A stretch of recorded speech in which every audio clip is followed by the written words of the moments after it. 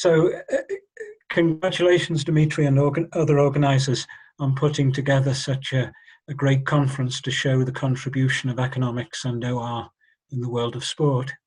And I'm very grateful to be given the chance to talk to this international audience.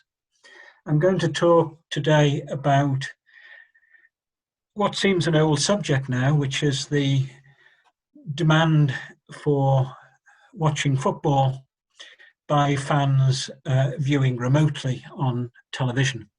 And I'm mainly presenting results from a paper done with colleagues Tundi, Ian and Juan de Dios, who should be present with us this morning. Now, I don't think anyone in the audience will be unfamiliar with the arguments in favour of going to the trouble of studying the television for sport. The most obvious reason for studying it is that in the elite football leagues, the Big Five of Europe, for example, as well as in Major League American sports and cricket's Indian Premier League, the television audience delivers the bulk of the revenue. In the English Premier League, 4 times as much revenue comes from the television contract as comes from ticket sales. So the consumers at this elite level of sport are at home, and it's their preferences which need to be satisfied for the healthy growth of the league in future. And we've got to be able to get at those preferences to inform debate on what to do about issues like how do you organise the league, what do you do about competitive balance, and so on. So that's a big reason for studying television demand for sport. Of course, there are other stakeholders as well, and we produce equations in this literature which are useful, for example, for broadcasters and advertisers when they are bargaining over the advertising rates that they should pay for slots during a given match. And then again, we are sports economists, and television demand is a good field for us to study compared with stadium demand because it gets rid of a lot of complications. If you're trying to look at outcome uncertainty, for example, and you go to stadium demand in the Premier League, you'll have the complication that more than half of the matches face a capacity constraint. There's a very large proportion of ticket holders, and you've also got the fact that most of the fans are home team fans, so have distinctive preferences coloured by their wanting to win. And you can strip away all those complications if you look at the television audience instead. And indeed, many people have now studied the television demand for football. The very first paper on sports television demand to appear in an academic journal was one I did with Tundi Buraimo and Rob Simmons back in 2005 in the Scottish Journal. Since then, there have been many studies, and Dan van Rieth from Leuven has recently tabulated from all sports the television demand studies that have been published. Dozens of such studies, and he notes an interesting point that there's been a great acceleration of these studies since 2015. So we have a very large number of papers on football and other sports in that period since 2015. So the first question to justify my talk this morning is to ask, why do we provide yet another study? Why do we go back onto this well-trodden path that began in 2005? Well, in that first paper, the model presented was that we tried to explain the log of audience size for a particular football match, with the regressors trying to capture the quality of the players on show, the degree of outcome uncertainty attached to the match, the match significance, which is about, if you like, uncertainty of end of season outcomes, and then an assortment of controls. So that's the that equation on your screen was what was proposed in the first paper, and it's been more or less followed in all the successor papers, because these are, after all, the most obvious factors which would influence whether people found the product appealing or not. Unfortunately, now we take stock of the literature, which we've done in the past year, then we've come to the conclusion that the results in this literature are likely to be unsafe and unreliable. And that's because we think that, on reflection, almost every element in that equation on your screen has been treated in a flawed way, such that you can't trust the results. And this even extends to the dependent variable, about which we will be pointing out deficiencies during the presentation. What's done in the paper I'm presenting is that we seek to address all these different problems in the literature. We propose new metrics to try to capture the concepts such as quality of players and match significance. And with the revised model, we estimate an audience demand equation on a data set consisting of 790 English Premier League matches played between 2014 and 2019. We will demonstrate that the changes we make to the way the literature is done do make a difference, a material difference, to the results that you obtain. And the implications we'll draw will include that sports economists should give much more attention to match significance as a factor to be considered in how you shape and organize leagues. Because in contrast to previous literature, we identify very strong significance on match significance variables. So here's the basic model again. I don't think there'll be much quarrel from anyone that the right concepts are in the model. It's whether we capture those concepts in what's been measured in the literature in the past. We are not going to quarrel with recent literature as regards the outcome uncertainty measure. This has been match level outcome uncertainty. It's been measured in different ways by different authors, but several recent papers seem to indicate a consensus that it's okay to go to the betting market and to use the absolute difference in win probabilities of the two teams.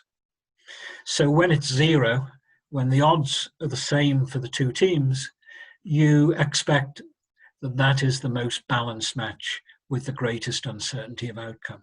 So we're going to accept that metric, but we're going to challenge all of the remaining because we see problems with all of them. Starting dependent variable, which is the log of audience. Now, no one can quarrel with trying to model the log of audience size. And the odd thing is that no one in the literature, except maybe Dan Van Reeth, goes on to ask the question before using the data, what is audience size? Many papers tell you about the technology that the audience research companies use, their panels with meters on people's devices in their homes and so on. They tell you about that, but they don't say, what does it mean when we have a figure for audience size? Now, it turns out that you can get lots of different figures for audience size, from the Audience Research Bureau in different countries. What they do is they measure minute by minute the audience size for every program on every channel. So what do you get if you ask them, what was the audience size for Manchester City versus Liverpool last night? Well, the cheapest number to access, because they charge very high fees in these organizations, the cheapest you can get is the average per minute audience for the program which has included that football match. And we've discovered for many of the papers that that's all they use. It's certainly what we used in the first iteration of this literature, because it's the cheapest you can get. It's the number you see in the newspaper when they say this is how many people watch that match. But actually, it's the average per minute audience for the whole program. And the program includes the build-up before the match and afterwards, the analysis, the interviews, and so on. And the problem with using the whole program is that the program length is very variable across matches. In fact, in our data set of 790 matches, just looking at the part of the program after the final whistle, it ranged from 0 minutes to 79 minutes, with a standard deviation of 21 minutes. So extremely variable. Now, when you've got a program which is long relative to the match, it'll push down the measured size of the audience, because a lot of people don't bother with anything else except the period of football. And that's going to create a lot of noise in the data, which will make hypothesis testing difficult. Actually, it's worse than that, because you might reasonably expect that broadcasters will give a longer program slot to the biggest matches, for example, the most significant matches for the championship. And that makes the program length correlated with the covariates in the model, which is going to lead to biased coefficients. So we think this is a problem with almost all of the existing papers. They don't all discuss what they've done, but where we've been able to find out, this is what they've done. They've taken the program audience rather than the match audience, producing a high risk of biased coefficients. Next problem, we move to the right-hand side of the equation, and everyone in the literature tries to have a variable capturing the quality of talent which is available in the particular match. Now, in the first paper, we used the total wage bills of the two teams in the match, standardized according to the league average. So we were using the wage bill for the year to proxy the talent, with a loose justification in marginal productivity of labour theory that wage should capture marginal product. Now, this has been done in many papers since. 3 papers in the last 2 years in the journals of television audience demand have used this same metric. So it's remained popular, though in Germany there's been the appearance of transfer mark values for the two teams in the match instead. But in the paper we've produced, we express great skepticism about the usefulness of all these sorts of variables. To consider using the total wage bill, which so many people have used, the first and obvious problem is that the wage bill includes non-players, such as hospitality staff. It's the wage bill you can get from the club accounts. It's cheap to get, easy to get. It doesn't really matter that we miss out that we wrongly include hospitality staff wages because they're low paid, as you all know. Of more concern is that clubs differ very much in how many really good players they can afford to have in the squad. Big clubs will be able to have very expensive players which will remain on the bench for much of the season.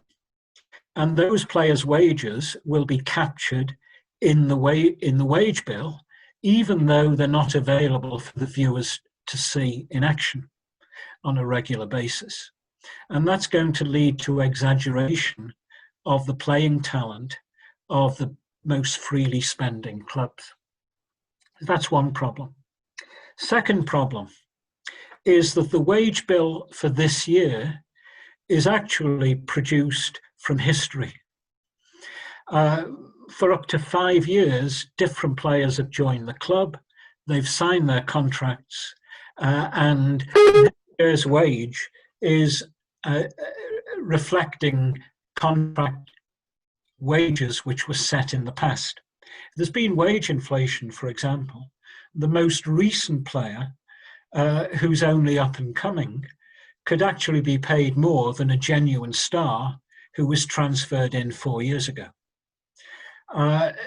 Similarly, age catches up with footballers even faster than with sports economists. And you would expect that 4 years ago, a club might well have said, well, this player is going to be declining a little in performance over his contract, but we're not going to give him a lower wage each year. We're going to smooth the wage over the contract. And that's another source in which the current wages may not reflect the actual productivity and talent of the player at the current time. That's the second problem with using wages. The third is it's an annual wage bill. It doesn't vary over the season. Because there's a transfer window, the profile of the club in terms of its star players might change a great deal in January, and yet this isn't picked up in this time invariant variable across the season of the wage bill. The variable does not respond to what fans are learning about the real talent and availability of players. These are just some of the problems with using wage bills. So we'll propose an entirely new sort of metric for this literature. The next slide is about another element in the equation, which is match significance. As with other European leagues, our context, the English Premier League, offers various prizes at the end of the season. It offers a prize for the championship of the league. Perhaps some of you won't know that Liverpool has received the prize in the current season. The next prize level, in the case of England, it goes to the top 4 clubs, is the lucrative prize of playing in the Champions League in the following season. And then the third level of prize is the booby prize or negative prize, which is that the bottom 3 clubs face for their fans and their owners the crushing demotion to the second tier. Now, it's reasonable to suppose that these end of season prizes will matter a lot to fans, because why do we have leagues at all? Why don't clubs, as they did in rugby union for much of its history, why don't they just organise their own programme against opponents that they think will maximise audiences? Why do they have a league structure? It's because consumers will be interested in competition. They'll be interested in the award of prizes. And therefore, it seems to be very important from an intuitive angle to capture this importance of a match for the end of season prizes in your covariates. And yet in the sports economics literature, this match significance has been captured in a very crude way. Almost always, we found only one exception, by the use of dummy variables. For example, one paper on the English Premier League has dummy variables for 3 different dummy variables for Championship, European qualification, and relegation significance. And the dummy variable in that paper is set equal to 1 if there is a contender for that prize in the current match, where contender really means technically possible for the club still to secure that prize. The algorithm used, and it's been used in other papers as well, is that the club is still in contention for the Championship, for example, if it could still win the league, if it won all its remaining matches, while everyone else had the average of a draw from every match. A team then is technically in contention, and the dummy variable gets switched on. This is a significant match. The problem with that paper, like others, found no significance for these match significance variables. And one suspects that it's because the metric being used is too non-discriminating. For example, at the start of the season and for a few weeks, every team is still in contention for every prize. So the dummy variable is saying it's a significant match. Whereas in the English Premier League, there is no one that thinks that a match involving 2 nondescript teams is going to matter for the Championship. And yet the dummy variable would say that it is. Again, if you think about relegation, even if you apply the dummy only in the closing 2 months of the season, according to the algorithm, a match might feature a relegation contender, but whether it's really on a knife edge will depend on how much of the season is left, how far ahead it is of the bottom 3, whether the bottom 3 still have to play powerful teams, which they can't hope to beat, and so on. So you need a continuous variable rather than a dummy variable if you're to capture these subtleties. And we'll propose the use of a dummy variable, and we will be drawing on the tradition of sport analytics rather than sport economics to produce such a variable. These things are very important to do. I'd like to go back to Rodney Fort writing 20 years ago on stadium demand. He wrote in a handbook of sports economics that it is of absolute importance in specifying a match attendance equation that you capture properly all of player quality, outcome uncertainty, and match significance. You have to capture each of them properly because they are all interrelated. For example, if a match is very significant, the most significant matches are between 2 clubs which are competing for the same prize, the same seasonal outcome.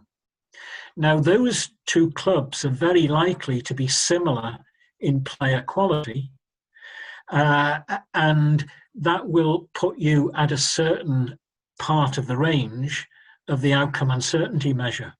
So there's an interrelationship between each of the 3 concepts. And if you get one of them badly specified, it's going to therefore contaminate the coefficient estimates and the conclusions you draw on the others as well as on the problem variable. Now, we introduce our player metric, our player quality metric. We wanted a metric which unlike wages, would be dynamic. It would evolve through the season as the audience learned more about the current ability level of the players, and indeed about the availability of the players, because some of them may be injured or playing in the African Cup of Nations and so on. Our measure is the average player rating of the 22 starting players in the subject match. Now, player rating we derive from the tradition of plus-minus ratings, which have been used in baseball and ice hockey for 50 years.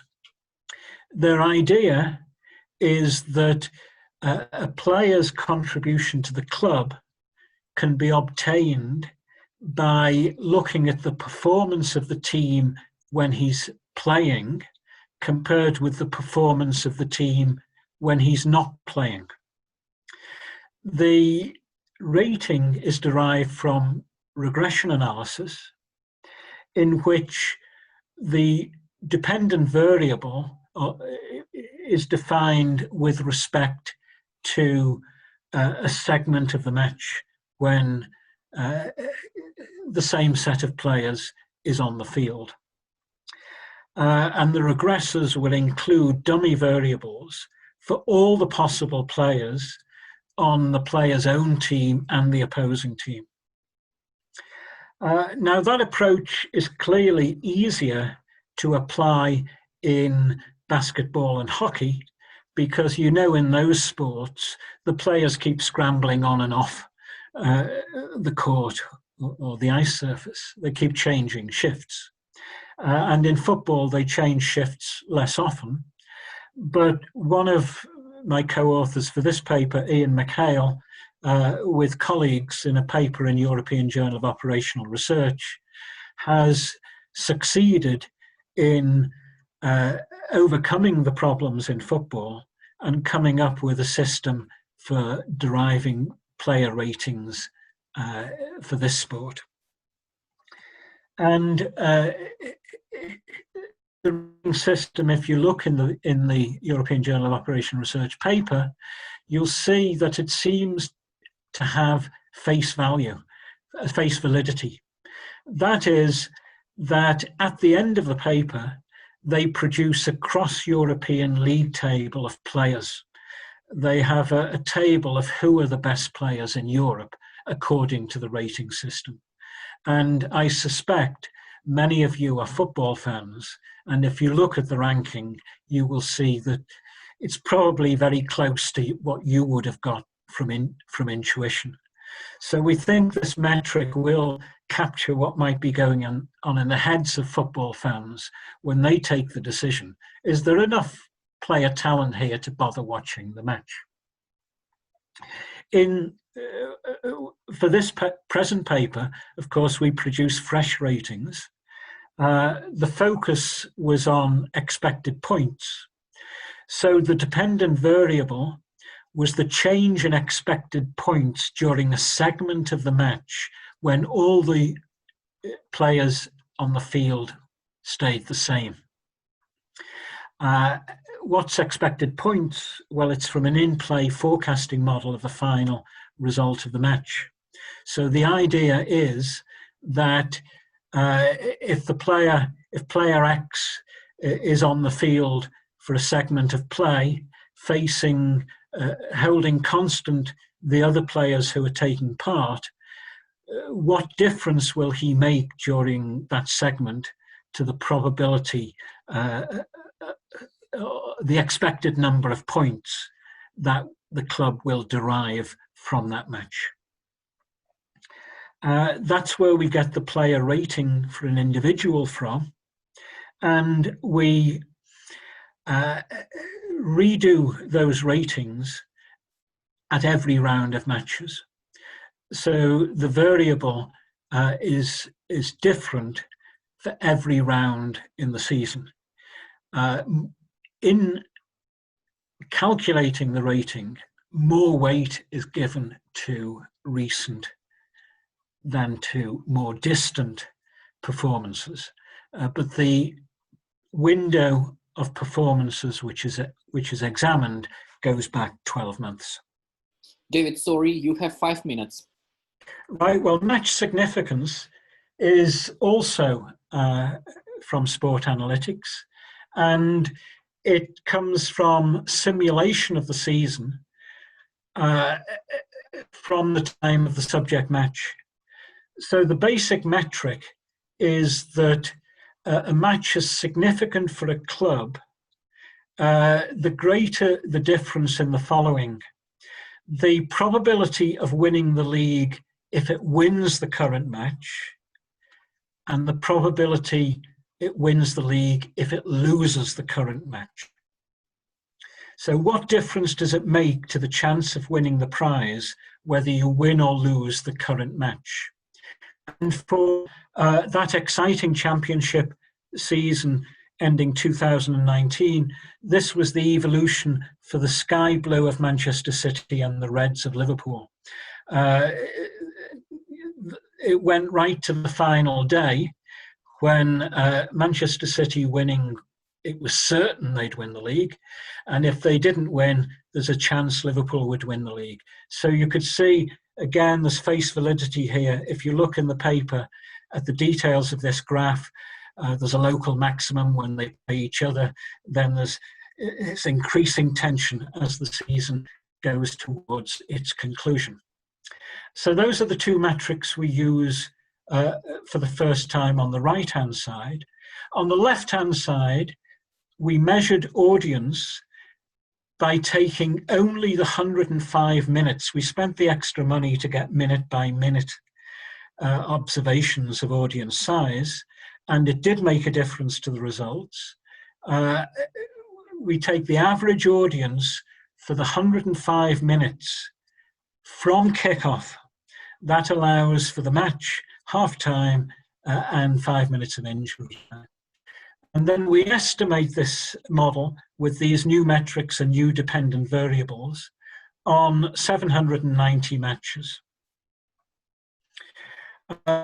We find that we get better model fit when we use match audience rather than program audience. Match audience has got much bigger standard deviation, but the mean square error of the equation is much lower. So you get rid of a lot of the noise, and it really sharpens up the match significance variables. When we look at the quality of players, our new metric is highly significant. Perhaps the effect size is smaller than you'd expect. Going from one standard deviation to below to one standard deviation above the mean adds 11% to audience size. Uncertainty, sports economists are obsessed with it. Like previous television demand studies, we find absolutely no role for match level outcome uncertainty. And we used a spline to explore maybe if there are different parts of the range of outcome uncertainty where there's a positive or negative slope. No, got nothing. On match significance, we learnt a lot. We found that for championship and relegation significance, there is very strong, in a statistical and effect size sense, very strong impact on audiences. And even European qualification, there's extra interest there. If we look at the effect of a championship, if we look at the most significant match in the data set for the championship, that much significance compared with a meaningless match where nothing was at stake adds 96% to the audience. And we have up to 54% effect size coming from relegation significance. And this is new finding, because previous studies have failed to find any significance for relegation matches. And they've struggled to find that even championship significance matters. Whereas we are revealing that these end of season prizes actually matter to the viewing audience. And I think that we should ponder as sports economists that when we talk to leagues about how they should reorganize themselves, we spend so much time worrying about outcome uncertainty and competitive balance across the leagues, but maybe we should think about how we distribute revenue so as to try to secure a good fight for the top of the league and a good fight for relegation to get more significant matches that last right to the end of the season. This is in line with some musings by Budzinski and Pawlowski, who said that what you shouldn't worry about the middle of the league and how balanced they are between them and with the top and bottom. The crucial thing is to create a cluster at the top who can compete fiercely and a cluster at the bottom which will compete fiercely for the negative prize. Now, our model doesn't say that's what you should do. What you would need to do is to simulate the results of such a model as ours, because once you start reorganizing talent to get a cluster of powerful and a cluster of weak clubs, you'll change the player talent variable in every match. So you need to simulate the season for different scenarios.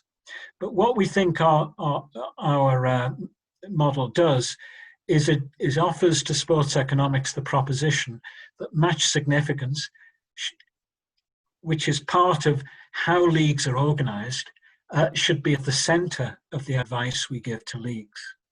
There's lots of interest in the controls, but I'd like to finish, since the time is short, on talking about the power of brands, because we had club dummies in to show how much the presence of a club would make, what difference would it make to the audience, holding everything else constant. And a small club, first in the alphabetical order, AFC Bournemouth is the reference. Now, relative to Bournemouth, half the clubs had strongly bigger audiences, and half of them were just the same as Bournemouth. No one here today will be surprised that Liverpool and Manchester United had huge effect size. They added 75% to the audience from the brand if they were substituted for Bournemouth. One of them was substituted for Bournemouth. But there are lots of modest clubs that still have strong pulling power. Now, James Reed, in a slander at the introduction, his kind introduction of me today, said David's an Everton fan. Now, I don't know where he got this from, but I can tell you Everton haven't troubled the top of the table for a long, long time. But actually, they still have strong drawing power, almost exactly the same as Manchester City. And Newcastle and Sunderland are other clubs with decades of mediocrity behind them who still pull in an extra audience of, about 20%. So which clubs are in the league actually make a big difference. And I can imagine American owners would think this is astonishing that we'd have a relegation system that would threaten us with losing Newcastle from the league. I just about managed to finish without needing injury time. So thank you very much for listening. The full paper is available now. If you send me an email, I'll be pleased to circulate it tomorrow. Thank you very much. David, thank you so much for this very interesting presentation. Now let's move on to the questions and answers. Please, questions to David. Yeah. First, I would tell that I appreciated very much the first part of your presentation, which is about a methodological criticism of what has been done before. I like this very much. Unfortunately, you have been compelled to rush for the presentation of your own model and results, and I need more time to digest all this stuff, okay? But I would comment on two variables. The first variable I would comment on is the audience variable.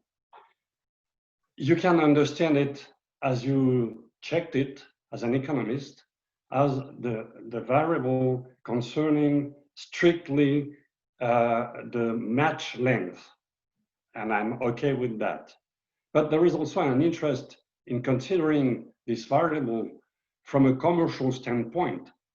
The TV channels are more aware of the whole time of the program and of the audience on this whole program. So I think you did this, but you have to maybe you have to work with two dependent variables. My second comment is about your approach of match significance. What you told in your critical assessment reminds me the work we have done together with Nicolas Sell about a new concept. It's not that new, it dates back to Neil, in fact, but we refurbished it in terms of competitive intensity instead of competitive balance. And what we attempted to grasp and to measure is exactly what you said. What is important for in a match is that two teams or two clubs are competing for the same prize at this moment in the championship or in the match. And so I suggest you to read our papers together with Nicolas Sell. Less sophisticated in terms of econometrics than what you can do, but maybe there is a convergence here. Thank you very much for your attention. Thank you very much. I'll comment on each of those. The first one is about the program audience. You get quite a weak fit to a model that just looks at the program average audience, because the programs are of such hugely different lengths. Now, I accept what you say, that commercially it's of interest to the broadcaster and advertisers what happens during the whole program. But I think that one thing we've played with, and we can do in follow-up work, is we can look at the pre and post-match segments and explore them explicitly with regressions.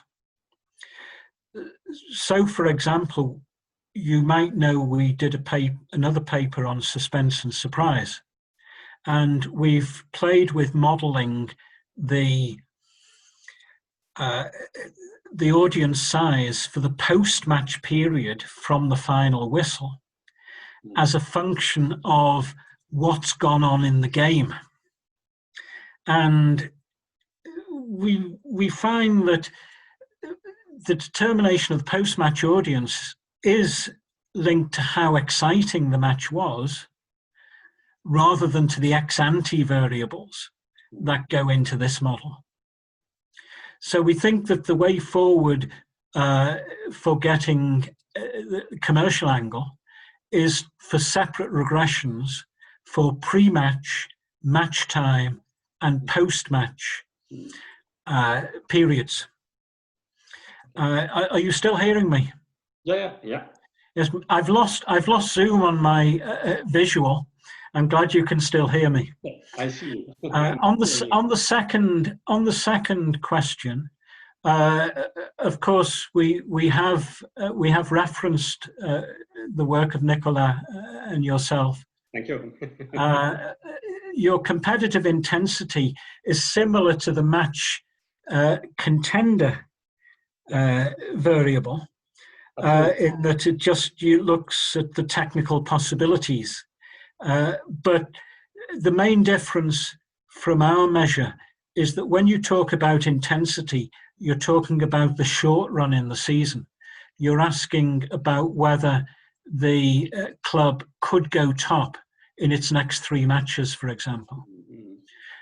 Whereas we are looking ahead to the end of the season.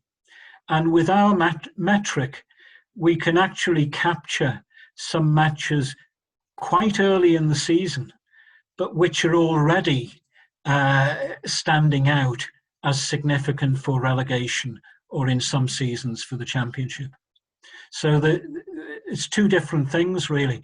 You're testing the hypothesis that people get excited if a club is near the top of the league now, whereas we are thinking that the audience is not so much interested in whether it might go top next week, but whether it's going to matter for the end of the season. So the two different concepts, really, this intensity and this match significance. Thank you. I would ask you to send me your paper. Of course I will. Of course I will. Thank you. Congratulations.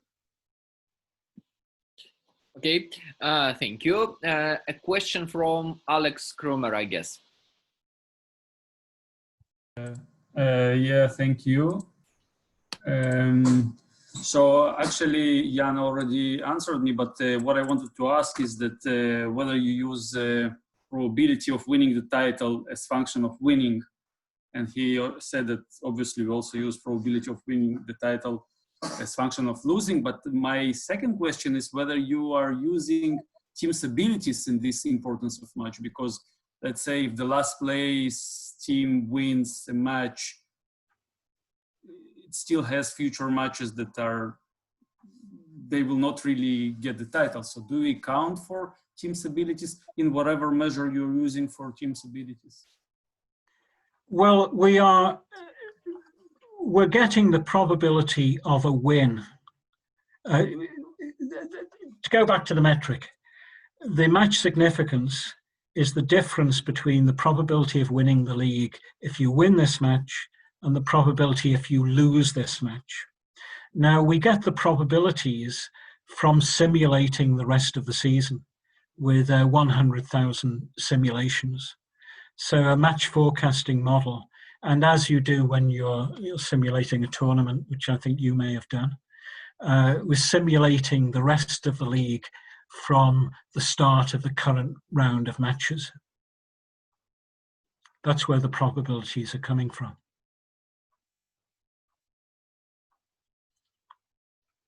And there's obviously a subsidiary match forecasting model, which is described in the paper, to feed into that Monte Carlo simulation exercise. So I would have a question, if I may. Thanks a lot, David, for this interesting talk. I have a question regarding the implications towards the end of your presentation, talking about the leagues within the leagues. Thanks for referring to our paper. The thing that we are discussing there as well is that we do not know much so far about the dynamics. So the permeability of teams during the following season. So how important is it that the team, let's say, taking part in the midfield competition or for qualifying for European club competitions, might be able maybe in the other season to compete for the title or something like that. So we don't know, in the perspective of the fans, how important is it that there's a change in where the teams are competing for from season to season. Can you comment on that? Because I consider this being very important with regard to the implications and the recommendations for league organizers. Yes, I don't think you can address the fluidity of the league from these particular regression results. I suppose even in this paper, we're looking at quite a short number of years, 6 years of data. Now, some people have said that there is a decline in interest when you get the same teams competing season after season. Now, we do note, and I skipped over the results on the controls, but we do notice that the season dummies are worrying for the Premier League because they show a definite downward trend in audience sizes over the 6 years. And I suppose if you had a long enough run of data, you could try to relate that to the dynamics of the league. But I don't think that's another thing to throw into the debate on the organisation of leagues. I don't think the current paper that I'm describing can really answer that question. But we can't do everything. Thank you. Maybe two last questions. A question from Artyom. Yes, thank you, David. I've got a question about your player quality measuring, and you're using plus-minus index, and in Premier League 2012 to 2014, I want to say, there's I've seen the rating on plus-minus, and the top from top 15, I think 10 are defenders. So if we look at the plus minus, we will know that the most valuable Liverpool player is Joe Allen, and the most valuable Arsenal player is Per Mertesacker. But I think we both know that's not right. So I want to know if you're thinking about that. Thanks. Did you say 2012-14? Yeah, seasons when Liverpool were almost champions, but yeah. Those they are plus. Sorry, hi Artem. Yep. I don't think they're the plus-minus ratings that we've created, that you've seen. Yeah. Of course, that wasn't your ratings, but I'm just saying that. In those what 3 you've seasons, identified there, I think, is that plus-minus ratings based on using goals as the measure of team performance are flawed, and that's why we needed to write a paper on using different measures of performance. And when you use different measures of performance, I think the ratings that you get out look a bit more like what you'd expect. But I suppose that the best test of the plus-minus ratings is to use them in a forecasting model. And if they properly represent how good players are, they should be quite good in a forecasting model. And that's what we find when we use these new versions of the plus-minus ratings. If you use the old version based on goals scored, which I think is what you're talking about, it's not very informative. okay, thank you. Okay, so I promised one more question from Valentin, please.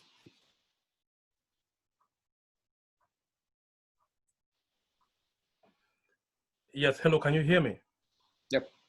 Okay, so what I want to understand here is regarding the match significance.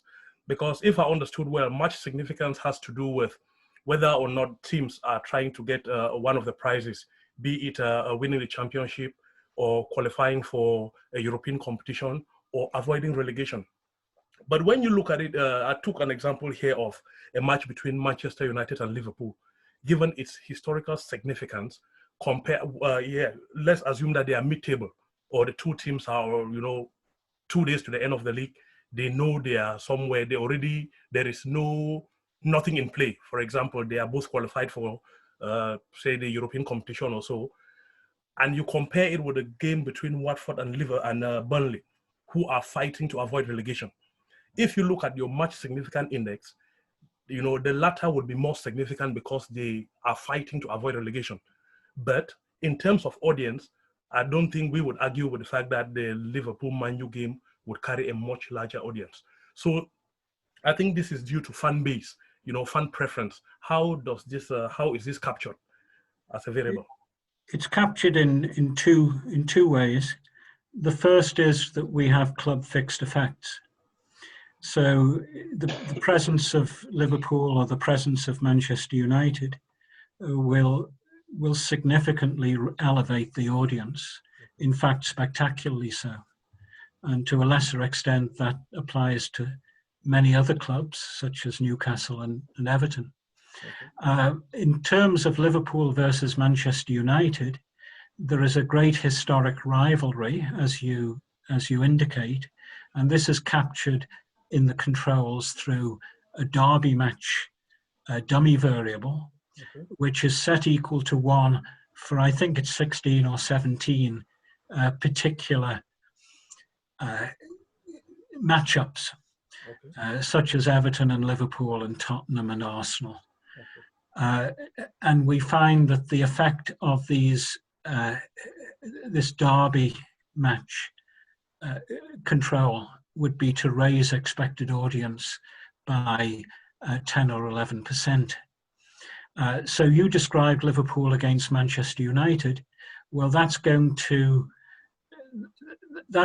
pull them in through the Liverpool dummy variable, the Manchester United dummy variable, and the Derby match variable.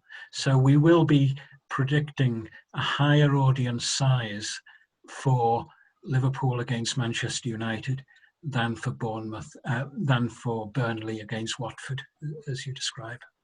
Yeah, okay, thank you, got it. Thank you. I apologize for interrupting you, but the time is over and we are 10 minutes late. So if you still have some questions, you can discuss it during the break. So we will continue at 11:30 London time and see you in 20 minutes. Here